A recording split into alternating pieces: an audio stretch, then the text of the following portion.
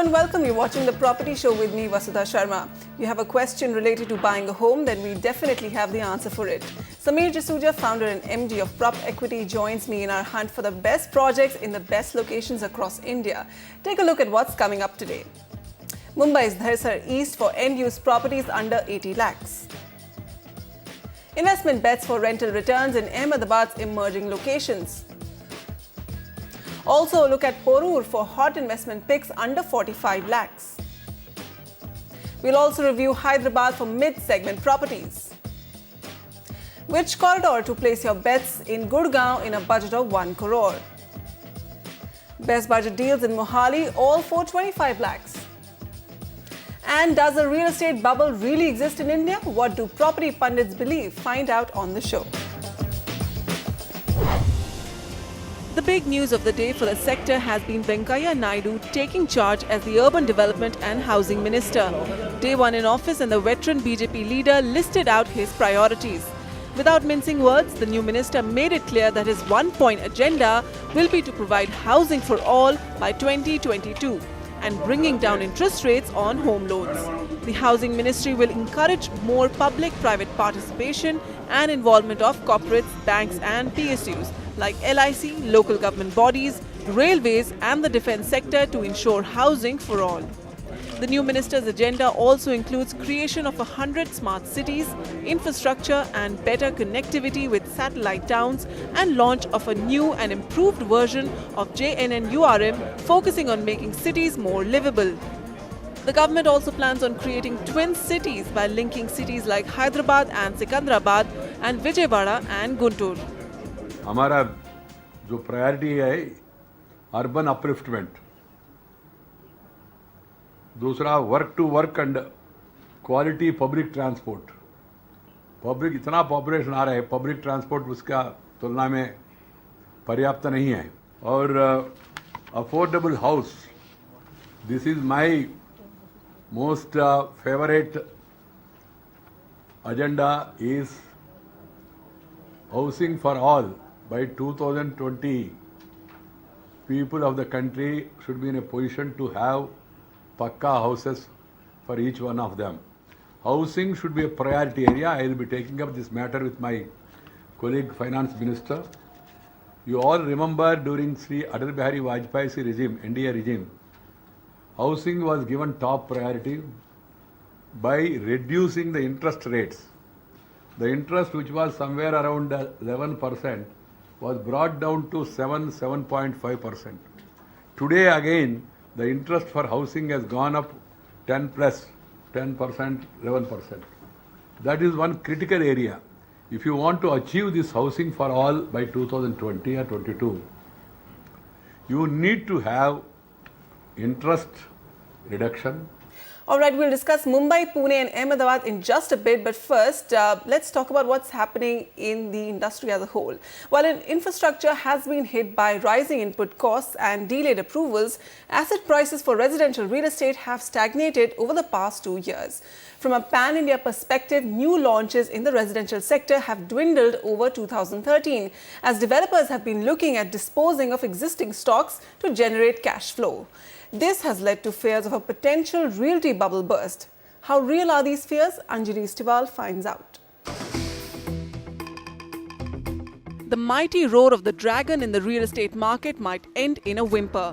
Reports suggest that the Chinese real estate market has reached a point where it is saddled with ghost towns as property prices have become unaffordable for most buyers, and now there are fears of a contagion, with Indian real estate heading the China way. That is, towards a so-called real estate bubble. But experts believe that fears of a realty bubble in India is uncalled for, as India and China followed different strategies to provide stimulus to their economy during the recession. There are natural deterrents to growth and development, which have caused delays in the projects and supply overall. And in the meanwhile, the economy went slow. And because the economy went slow and sentiments went down, certain stock did not move in the market. But if the job confidence comes back, the economy comes back, the overall moods change, I think all this supply that you see in various markets will get quickly absorbed. Because the affordability and other aspect, there may be a delay before people start acquiring this or buying this, but there's huge pent up demand, huge unmet demand which is to be satisfied. Data suggests that though the inventory overhang was high, yet almost all major real estate markets in India registered price appreciation. The compounded growth in property prices in Delhi between 2007 and December 2013 has been 10.5%. Mumbai's realty players earned 12.5%, while Kolkata registered growth in prices at 10.5%. Same as Delhi. Chennai saw a whopping 19.4% growth in prices between 2007 and December 2013. Indian real estate is saddled with many challenges in terms of weak regulation, high input costs and long bureaucratic delays. But experts have ruled out fears of a bubble. The sector can witness a revival by taming down inflation and strengthening buyer confidence. However, the big question which remains unanswered is that can India stay completely insulated in case there is a crash in the Chinese market? It might not be fair to compare the Indian real estate sector with China. In fact, it might be more of a wait and watch game. With the good policies and time being big healers, it is a possibility that a turnaround for the sector might be around the corner. From New Delhi, with Jitin Bhutani, this is Anjali Istawal for NDTV. Samir, what's your take on this popular term, a bubble is going to burst? Is it just hype or is there some substance to it? Well, I think there is no bubble that is there as such if you're talking about residential properties, because I think there is an oversupply situation, but I don't think the prices are going to come down from where they are right now. There already has been significant correction in many places where either in the secondary under construction market prices, the gap between new launches and properties that were sold at high prices available at lower prices is already there. And if you look at ready properties, they have already corrected in certain cities by 10 to 25%. Right. So I don't think with this new government now coming in and stability coming into the country, I don't think there is a bubble that is there in the market. Yes, there is an oversupply. So markets should remain stable and slowly inch upwards over the next 2 to 3 year period. Because the demand is definitely there, so oversupply needs to be taken up soon. Okay, moving on to your queries. We have Rahul Arya joining us on the show. Hi Rahul, what's your question? Yeah, hi. First of all, I'm glad that you take up the request. I have a small query. Yeah. Yes, Rahul, what's your question? Yeah, I needed to purchase a 2 BHK and I'm a self-employed entrepreneur. So I reside in Mumbai right now on a rent purpose. So I wanted to shift up to a proper 2 BHK flat in Mumbai or in Mumbai suburbs in a budget of around 65 to 75. And it's very difficult for me to find out right now in this budget. Okay, Rahul has a tight budget for Mumbai, looking for a 2 BHK in Mumbai or the suburbs. Samir, do you have something for him? What we've shortlisted is Dahisar, which is a western suburb of Mumbai and lies close proximity to Borivali.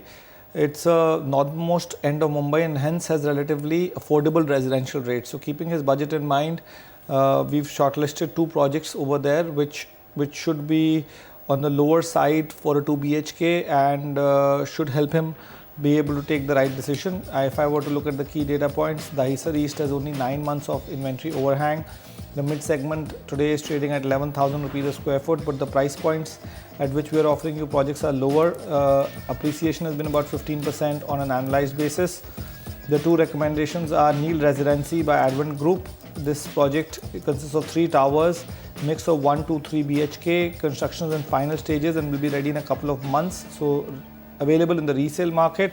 Connectivity is good and is near to the Dahisar railway station. Then we have Orchard Ozone by DB Realty. This is again available in the resale market. Getting ready next year, 2015. It's spread over 17 acres with about 29 towers. Project is in advanced stages of construction and located on the Western Express Highway. Okay, so Rahul, we recommend that you look at Dahisar East. Projects we feel that are good for you in your budget are Neil Residency by Advent Group and Orchid Ozone by DB Realty. Now we have an email by Ninad Langre. Ninad writes, I'm searching for a 1 BHK apartment in Pune. Location would be Kharadi and Magarpatta area. Please assist me. Budget is 35 to 50 lakhs. Purpose, investment and end use. Okay, Kharadi, one of the locations that you're very bullish on. Kharadi has everything going for itself. It is a destination now which has become a big IT corridor as well. There are a lot of upscale residential developments coming up over there. Magarpatta, of course, we know Magarpatta city has been an award-winning, internationally acclaimed integrated development and has a lot of self-sustainability also. It has a commercial zone, residential neighborhood, schools, etc. Both choices are good with respect to micro markets. Coming to the key data points, you look at Kharadi, although the inventory overhang now is shot up to 24 odd months. Inventory overhang in Magarpatta city is 10 months. The weighted average price of the market for Magarpatta city is 6,500 rupees a square foot and Kharadi is 5,900 rupees a square foot. On the price appreciation charts, 31% and 30% respectively for both the micro markets, translating to about a 12% annualized return. Zinnia by Magarpatta city, this is available in the resale market. Project has only 1 bedroom apartment. Part of the Magarpatta city, 6,800 rupees a square feet is the price in the resale market. Then we have Bora Villa available with the developer. This is much lower. This is 4,600 rupees a square foot, so very affordable. It's a mix of 1-2 BHK apartments and the possession will be in 2014. Akshay Flora by AP Bhandari Builders, Kharadi. This is at 5,000 rupees a square feet. It's actually a mix of 1.5, 2 and 2.5 BHK apartments. So a lot of product mix available over here. Project is spread over 3.75 acres and it is still 4th floor and awaiting for TDR loading. There it will go up to 6 stories. So there is this catch that is there with respect to this project. All right, so Ninad, you've picked good micro markets, Magarpatta city and Kharadi. Kharadi has the location advantage of being close to important, transit infrastructure like railway station and airport. Kharadi today is considered as Pune's most preferred location for buying a home given the IT industry there. All right, projects you could look at: Zinnia by Magarpatta city, Bora Villa by Bora Associates and Akshay Flora by AP Bhandari Builders. Our next caller is Neil Patel. Hi Neil, what's your question? Hi, I was looking for a property in Ahmedabad within a budget of 50 lakh rupees. And, this will be only and only for investment. And I was looking out for reinvestment, the money which I get back within 10 years' time. And I was even looking for a rental income. So, which will be the best place as such in Ahmedabad to invest in. So, Neil wants to park 50 lakhs for 10 years, Samir. Any upcoming futuristic bets in Ahmedabad? Well, we've shortlisted 2 good markets which we've been always recommending for Ahmedabad, Prahlad Nagar and Vejalpur. These 2 micro markets have done reasonably well on the price appreciation charts compared to Ahmedabad, which is a market that has not appreciated that much. If you just look at the price appreciation trends, 24% for Prahlad Nagar and Vejalpur has done even better, 37% over 2.5 years or 10 to 15% on an annualized basis. Vejalpur, of course, being 15%. The weighted average price of the market stands today at 4,100 rupees a square foot for the mid segment in Prahlad Nagar, and Vejalpur is about 3,500 rupees a square foot. The recommendations from our side are Orchid Whitefield. This is a project that got ready in 2012, so can fetch you rental returns as well. It's available from the resale market. It's just 500 meters away from the Sarkhej Gandhinagar highway and has connectivity to the Vejalpur railway station as well. Then you have Richmond Grand by Nishant Construction. This is a project available with the developer getting ready in 2014. And lastly, you have Bakeri City by Smyrna.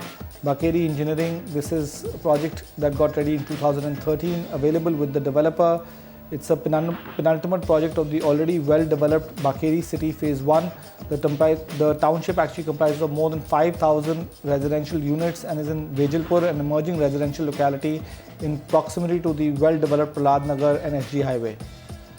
Okay, so Neil, look at locations like Prahlad Nagar and Vejalpur. Both these locations have clocked in decent price appreciation, about 24% and 37% respectively. Projects that we recommend for you to look at: Orchid Whitefield by Goel and Company, Richmond Grand by Nishant Constructions, and Bakeri City Samarana by Bakeri Engineering. Okay, let's get into a short break. On the other side, we'll look at why big developers are lining up projects in Porur in Chennai. And is it the right time to enter the realty market in Hyderabad? And what are your options?